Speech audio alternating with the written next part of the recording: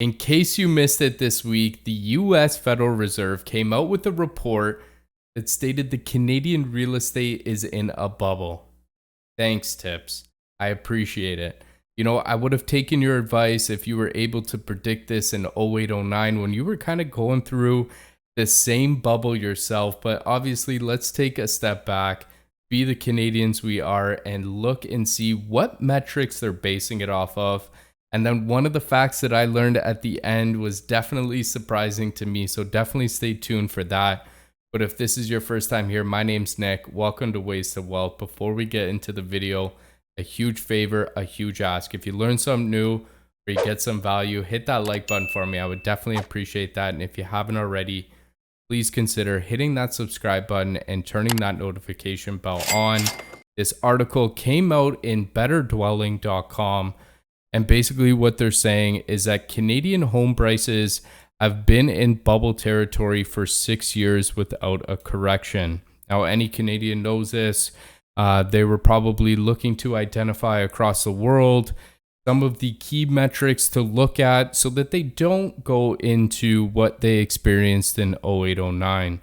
And the way that they do that is through the Exuberance Index, and it's a measure of buyer enthusiasm for higher prices.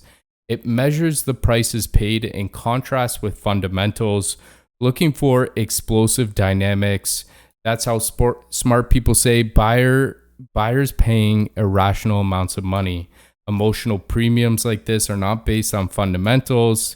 And consequently, the price of these homes is subject to how people feel. Emotions change faster than fundamentals, leaving markets more vulnerable to shock. So let's just go down and take a look at how they crunch the numbers. So it's two sets of numbers, and they're given a critical threshold value and an exuberance index score. If it rises above 95%, of the critical threshold value, buyers are acting exuberantly. If the market stays in this territory for 5 or more consecutive quarters, the market is exuberant.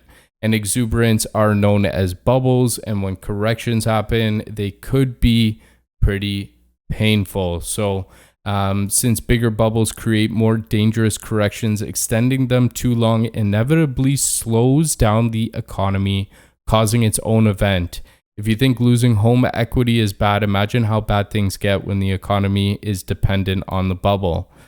Video a few weeks back, we talked about how housing was 10% of Canada's GDP. So it's kind of lining up. So let's take a look at the chart here. The critical value line is red, and the Canadian housing prices is in black. So we kind of see this pop at the end of the 80s where we get a little bit exuberant there. It calms down in the 90s and then all of a sudden jumps up in the early 2000s. After 0809, we definitely come in and get a little bit of a check.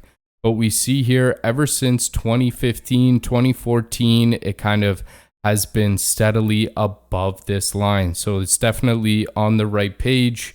That is synonymous of what's been going on in Canada. So that is good to know. Another important point that this article pointed out is that policymakers can either let it correct or delay the correction until later and hope it's the next guy's problem. By doing this, they are actively creating more risk for Canada's economy, and no one knows when the bubble is going to pop, but we do know one thing. When it happens, whoever's in charge will say, no one saw this coming. Now, it's obviously evident anybody in Canada definitely understands how far our real estate prices have run up in the past 5 or 6 years. But what was even more impressive is that they did a further breakdown of the same report here. And it's not Canada who has the largest bubble in the world. In fact, it is Germany. So Canada became the first exuberant 24 quarters ago without a correction, but 2 quarters ago showed signs of exuberance by just a hair. However, they weren't long enough for prices to correct. This makes Canada the second longest lasting to Germany. And how does Germany compare? It only beats Canada by a quarter and saw much lower price growth prior The country logged its 25th quarter with zero breaks. It's just straight dedication to creating a bigger bubble. It's worth noting that the Fed estimates prices in Canada increased 173% from 2005 and 74% in Germany. Germany's price growth seems tiny in contrast, but rest assured, it's astronomical. So it does also come to point here a few of the other countries, Luxembourg, Croatia, Belgium, the US is not too far behind. This is, that 5 quarters of consecutive, exuberance, right? Where it's over that 95% threshold. And we see all of the countries that are in here and how many quarters they're at. So Germany at 25 and Canada not too far behind here at 24. Now, one of the most important points that we pulled out of the article, I kind of highlighted it on the previous one, but eventually these countries face 2 deaths: a sharp correction or an economic slowdown. A sharp correction hits like a sack of bricks and shocks people out of investing for a while. A slow one diverts disposable income into housing, slowly killing other industries. I've definitely been a huge proponent that we are becoming house poor. I'll also link that video. When over 50% of your monthly income is going towards your mortgage, you can't have that money to go spend on disposable income, which is a huge way that our economy as a whole continues to go. You can't have just segments of the market working and doing well while others are kind of waiting for that rebound, which is kind of what's happening now. Obviously, the services sector is waiting for that rebound, but we obviously have to wait for a few things to pass.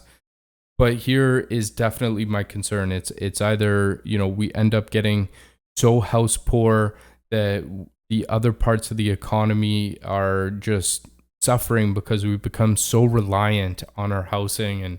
And going back to that point I made earlier, housing is 10% of our GDP. It's definitely a huge concern. But based on this article, based on what we've talked and known before, it does not look good from here. I know a lot of people will say, it'll never go down at this point.